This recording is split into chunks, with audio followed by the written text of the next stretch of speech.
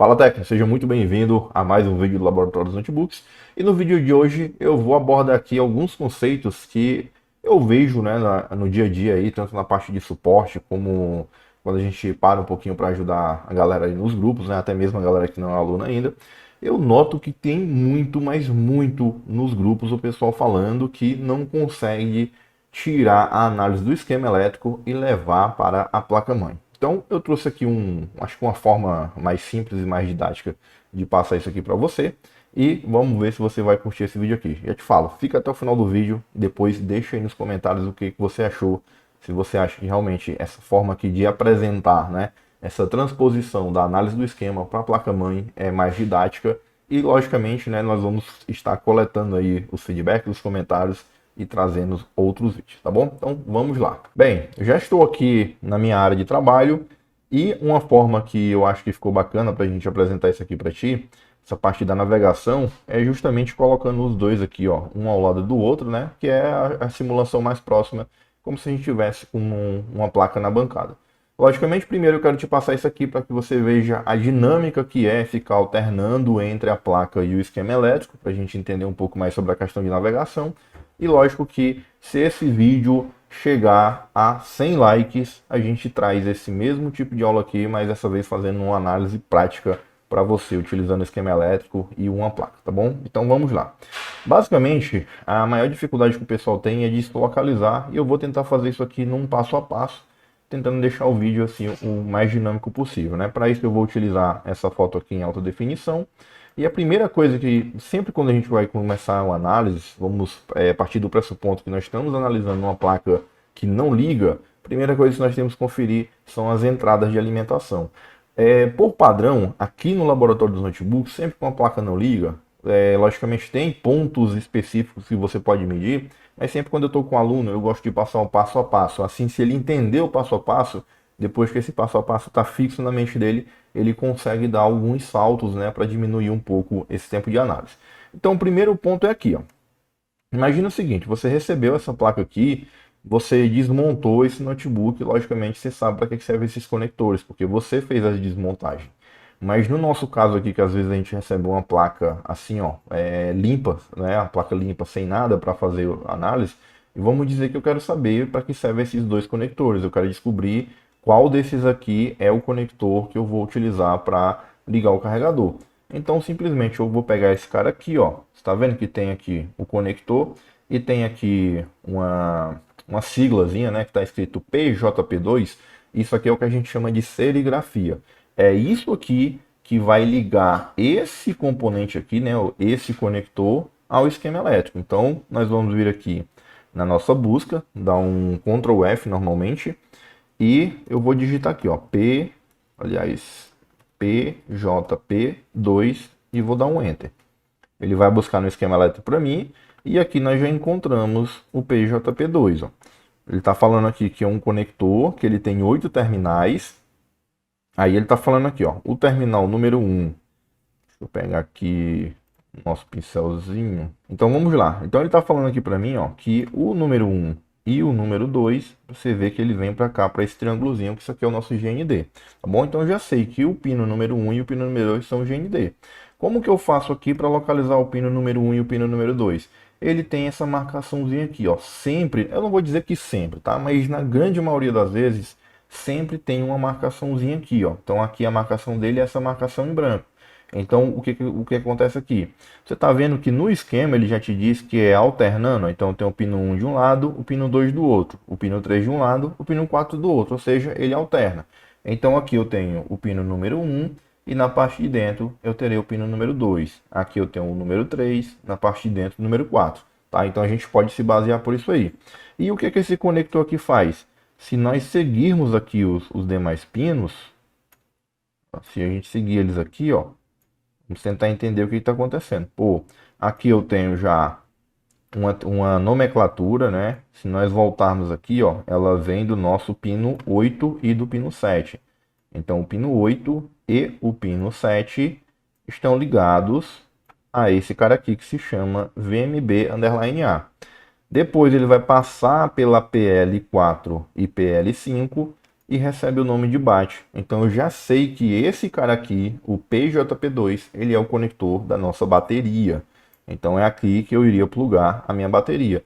Não é isso que eu quero, porque na bancada, quando a gente vai fazer a nossa análise, a primeira coisa que a gente vai utilizar é a fonte de bancada. Então eu não quero esse conector.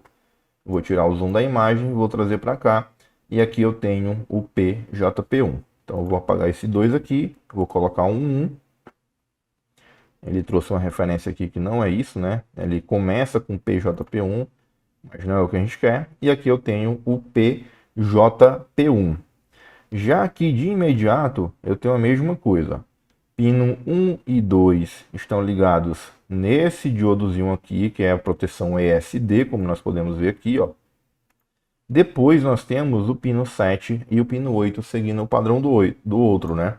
Então, se nós seguimos ele aqui, ó, eu tenho também duas bobinas, PL1 e PL2, e aqui eu já tenho um sinal que indica que é a minha entrada de tensão, né? Tenho aqui VIN, que é a abreviação para voltage input ou entrada de tensão. Então eu já sei que aqui é onde eu vou plugar o meu carregador. Então se eu não tenho o DC Jack, eu já posso fazer o quê? Eu posso localizar a PL1 e PL2 e eu posso soldar um fiozinho nelas. Então, por exemplo, se eu localizar essas duas bichinhas aqui, eu soldo um fio e já consigo fazer a ligação utilizando a minha fonte. Vamos ver se a gente localiza elas duas aqui, ó. Elas devem estar aqui no verso da placa. Eu tenho aqui, ó, PL5 e PL4, que a gente viu que é da bateria. E aqui do outro lado, ó, eu tenho PL1, que é essa daqui, e eu tenho PL2, que vai ser essa daqui. Então, de qualquer lado delas aqui, ó, observe que o pino 8 e o pino 7, né, do lado contrário do carregador, são esses aqui e estão ligados nelas. Então aqui eu já posso soldar um fio ou nos pinos do conector ou diretamente aqui nas bobinas e já fazer a minha alimentação direto com a fonte assimétrica sem depender do carregador. E tudo isso graças à interpretação aqui do esquema elétrico. Depois o próximo passo aqui é o quê? Depois que nós temos condições de injetar tensão nessa placa, que é o que nós temos agora, vou voltar para o outro lado dela, eu quero, né, seguir o meu fluxo, que é o quê? Normalmente toda placa ela tem um MOSFETzinho que a gente chama de MOSFET de entrada, né?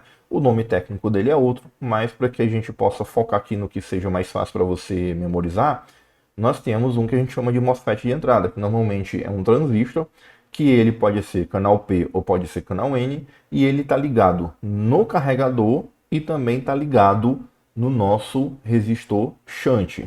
Vou primeiro procurar isso aqui no esquema elétrico. Ó, vou descer aqui. Normalmente a gente vai encontrar o resistor shunt na parte do charge, né, no circuito do charge. Existem algumas formas de a gente localizar o charge. A primeira é simplesmente olhando aqui para a página. Então, por exemplo, normalmente o charge, né, tendo o charge, eu tenho aqui, ó, um ou dois MOSFETs de entrada. Um deles tem que estar ligado à mesma tensão que está vindo lá do carregador, que é esse VIN, né, que nós acabamos de ver. E o outro tem que estar ligado em um resistor, e esse resistor ele leva para um controlador, que é justamente o nosso CI de charge, responsável por fazer a carga da bateria. Então o nosso shunt é esse carinha aqui, ó. Outro detalhe bacana do shunt também, que fica fácil de você localizar, é primeiro, que normalmente ele é um dos ou o maior resistor da placa, né? Nós normalmente temos pelo menos dois. Um para monitorar a corrente do B+, outro para monitorar a corrente da bateria. O shunt, ele é um resistor com resistência abaixo de zero. Então, se nós dermos um zoom aqui, ó, eu tenho a serigrafia dele, que é PR102, e eu tenho o valor dele aqui, ó, que é 0,01. Ou seja, ele é um resistor de 10 miliohms, tá bom? Então, é um resistor de baixíssimo valor e está ligado no nosso CI de charge. Então, já dá para a gente localizar esse carinha. Por que é importante a gente localizar o resistor shunt? Porque normalmente quando uma placa não liga, a primeira medição que você vai fazer é em cima do shunt. Se não houver tensão em cima do shunt, você pode ter desde a linha do B+ em curto ou apenas os MOSFETs de entrada aqui, ó, que são esses dois caras, eles podem estar apresentando algum tipo de anomalia. Eles podem não estar recebendo o comando para saturar do nosso amigo CI de charge aqui, ou eles simplesmente podem estar com defeito não respondendo ao comando de chave que eles estão recebendo aqui no gate deles. Então nós temos que analisar isso. Outra coisa que pode estar acontecendo é que eu posso ter aqui uma anomalia, eu posso ter um curto, eu posso ter uma fuga na linha do resistor shunt. Quando tem alguma anomalia aqui, o que é que acontece? O nosso charge, ele detecta essa anomalia e ele vai fazer o controle dos MOSFETs. Só lembrando que nem sempre é o charge que atua diretamente no controle desses MOSFETs. Às vezes o charge pode informar o Super I/O e o Super I/O tomar essa iniciativa, ou às vezes existem outros mecanismos que são responsáveis por estar fazendo esse controle de corte e chaveamento aqui dos MOSFETs de entrada. E outras vezes pode acontecer exatamente o que nós temos aqui, né? Onde o nosso charge aqui, ele controla apenas um dos transistores, o outro ele terá um circuito, né? Ou um dispositivo que vai fazer o gerenciamento dele, tá bom? Então nós podemos ter alguma dessas opções aí. Beleza. Se eu medir aqui em cima do meu charge, né, para medir, eu tenho que encontrar esse cara, é o PR102. Aqui a gente começou fazendo um processo contrário, localizando primeiro ele no esquema e depois vindo para a placa. Mas aqui é fácil, eu só tenho que encontrar um resistor desses grandes e verificar qual é a serigrafia dele. Ó. Então vamos localizar ele aqui. Tenho aqui PR104, o que eu quero é PR102. E olha onde esse carinha está aqui, ó. Vamos entender isso aqui, né? Vamos entender, gastar um tempinho aqui entendendo esse circuito e localizando todos esses componentes. Então, o primeiro componente que eu quero, vindo lá da minha entrada do carregador, né, depois da PL101 e PL102, é o meu PQ101. Então, eu tenho que encontrar aqui um MOSFET que tem serigrafia de PQ101 e o outro que tem a serigrafia de PQ102. O PQ102, que é o que está ligado aqui no nosso shunt, ó, já dá para a gente ver nitidamente, só seguindo a trilha aqui. Ó. Então tem o PR102, olha a trilha aqui, ó, essa trilha, essa parte mais azul claro aqui é a trilha. Então se eu seguir, eu estou vendo que ela vem de um transistor e olha a serigrafia do transistor. Ó. Tem aqui, ó, PQ102. Edson, mas e cadê o PQ101? Observe que na saída aqui do PQ102, né, nos pinos de source, se você sabe a identificação dos pinos do MOSFET, você vai saber que nós temos aqui o pino 1 e que do pino 1 até o pino 3 nós temos o source, o pino 4 é o gate e aqui ó, 5, 6, 7 e 8 é o dreno, que é justamente o que está acontecendo aqui. Ó. Então o do pino 5, 6, 7 e 8, que é o dreno, está ligado no nosso resistor shunt. O pino 1, 2 e 3, ele está ligado no dreno do PQ101. Mas Edson aqui não tem nada ligado nele, né? Ele vem simplesmente para uma trilha. Só que você está vendo que nessa trilha tem uns furinhos, ó. Você está vendo que tem uns relevozinhos aqui? Quando você encontra esses furinhos, quer dizer o quê? Quer dizer que por meio dessa trilha a placa está sendo perfurada para que essa camada de cima ela consiga interagir com as camadas de baixo. Então, se nós viermos aqui, ó, se eu tirar o zoom e for para a próxima página, e quando eu voltar aqui, ó, eu tenho que ter os mesmos furinhos, ó. Olha os furinhos aqui, ó. Está vendo? Eu tenho os mesmos furinhos. E olha só quem é que está na linha dos furos, o PQ101. Se eu seguir o PQ101, o source dele, ele vai passar pelo resistor.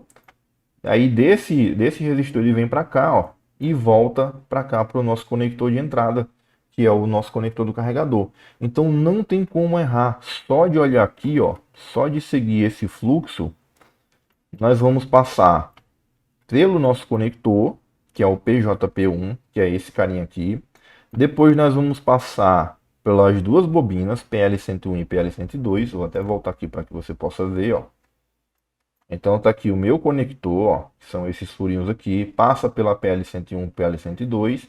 Você observa que das PLs, né, eu tenho os furinhos já bem no finalzinho da placa. E que, ó, essa parte aqui da placa, ela tá para dentro, né? Então eu vou voltar aqui, ó. Ó, seria isso aqui, ó. Então da PL102 e PL101 tá vindo para essa parte aqui. Então passa por esses caras aqui e volta para cá. Então é exatamente aqui que eu tenho a minha conexão entre o meu conector, as PLs e o PQ101.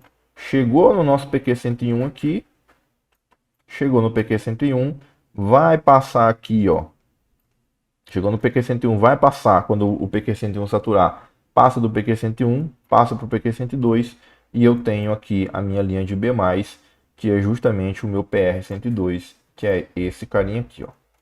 Então, se eu tiver, por exemplo, se você colocar o seu multímetro na escala ômica e aqui apresentar resistência baixa, né, ponta preta no terra, ponta preta de qualquer lado desse resistor aqui, não pode apresentar uma resistência baixa.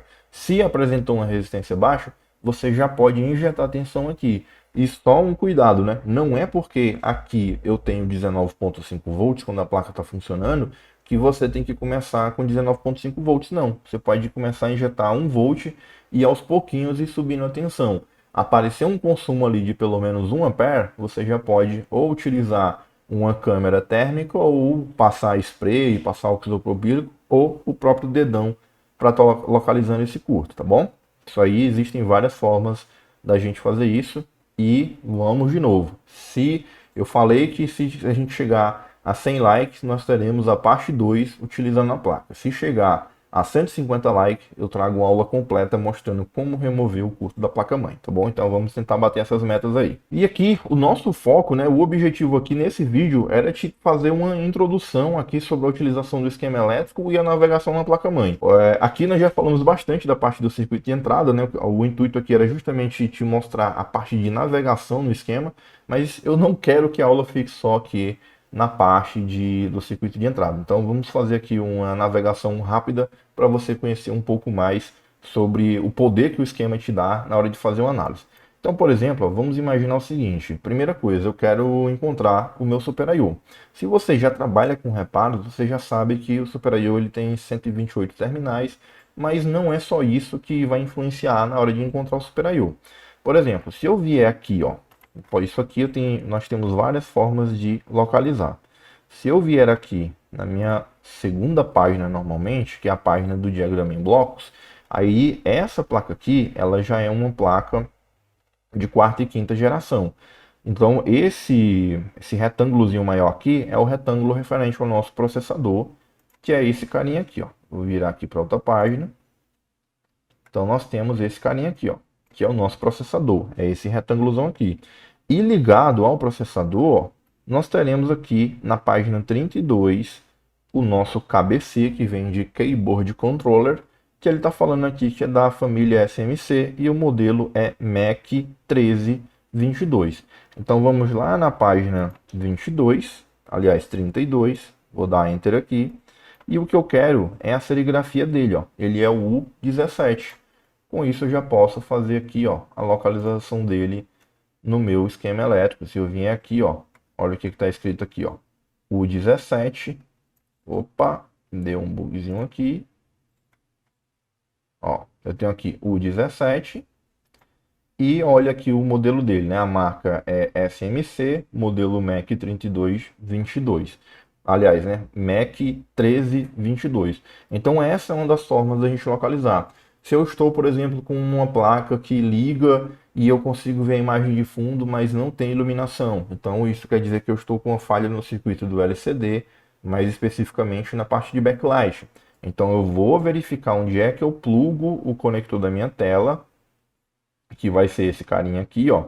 E ele também tem a serigrafia dele, que é o JLVDS1. Então se eu vim aqui, Ctrl F, JLVDS1. Se eu der um Enter, olha só que eu encontrei. Já tenho aqui, ó, LCD barra LED Panel com, ou seja, isso aqui é o conector do meu LCD. Então toda a análise que eu vou fazer voltada ao LCD, eu vou fazer nessa página aqui, por meio desse conector, utilizando o esquema elétrico. Então eu vou analisar o que é que eu deveria ter no pino 1, 2 e 3, vou localizar o pino 1, 2 e 3 aqui na minha placa. Já te dei a dica, né, que eu tenho aqui a marcaçãozinha, ó, que ele usa um quadradinho. Então isso aqui está marcando o pino 1, eu vou contar no sentido anti-horário aqui, ó. Então eu tenho aqui, ó, 1, 2, 3. Então esses pinos aqui são os pinos que eu vou começar a fazer a medição para encontrar o sinal de INV Power Underline B+.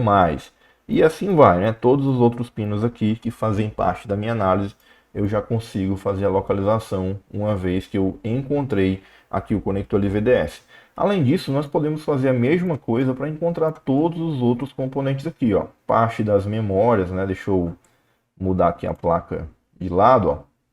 Então, por exemplo, tudo que eu quiser aqui, ó. Por exemplo, conector da bateria, aqui ele está chamando de JRTC1. Se nós digitarmos aqui, ó, JRTC1 e eu der um Enter, encontrei também o conector da minha bateria.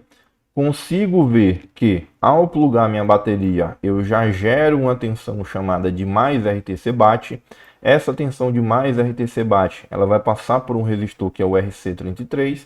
Então, só de olhar aqui, ó, seguindo a trilha, eu tenho aqui o pino positivo. Olha o resistorzinho aqui, ó. Edson, mas o resistor não tem serigrafia. Sim, infelizmente algumas placas elas não colocam serigrafia em todos os componentes. Então elas colocam nos mais importantes, vamos dizer assim, e nos outros não. Mas como eu estou te falando, só de seguir aqui a trilha, nós conseguimos ver que pelo esquema elétrico só existe um único resistor no lugar. Então tem que ser esse carinha aqui, ó. Então ele é o nosso RC33. Aí passou pelo RC33, eu terei uma outra tensão chamada de mais RTC BAT underline R. E isso aqui é um conceito bacana de esquema, porque se esse resistor abrir, você pode ter a tensão mais RTC BAT, só que você não vai ter a tensão mais RTC BAT underline R. Por isso que é sempre bom a gente fazer análise onde é a origem e também verificar todos os destinos onde essa tensão deveria chegar. Depois que eu tenho essa mais RTC BAT, eu vou passar pelo diodo DC1. Olha aqui, ó, o diodo DC1, ele já tem a serigrafia. Então sai do resistor e entra no pino 2 dele e vai sair pelo pino 1, que vai dar nesse capacitorzinho aqui, ó, que embora não tenha serigrafia também, a gente já sabe que é o CC6 e em cima dele eu consigo medir a tensão de mais RTC VCC, tá bom? Então era isso que eu queria te mostrar nesse vídeo de hoje. Eu quero te convidar. Primeiramente, nós estaremos realizando no dia 26, 27 e 28, agora mesmo de fevereiro, a Semana do Reparo, um evento ao vivo onde nós vamos passar 3 dias te entregando muito conteúdo desse nível aqui para melhor, onde você vai poder participar, dar sua sugestão e também quero aproveitar e já te chamar para fazer parte juntamente com a gente da revolução que nós queremos causar aí na comunidade técnica brasileira, trazendo muito conteúdo de qualidade agora em 2024 para você. Para você se inscrever e participar da Semana do Reparo, vai ter um link aí na descrição, é só clicar no link, deixar seus dados e garantir a sua vaga. No mais era isso, te deixo aí um forte abraço e até a próxima aula.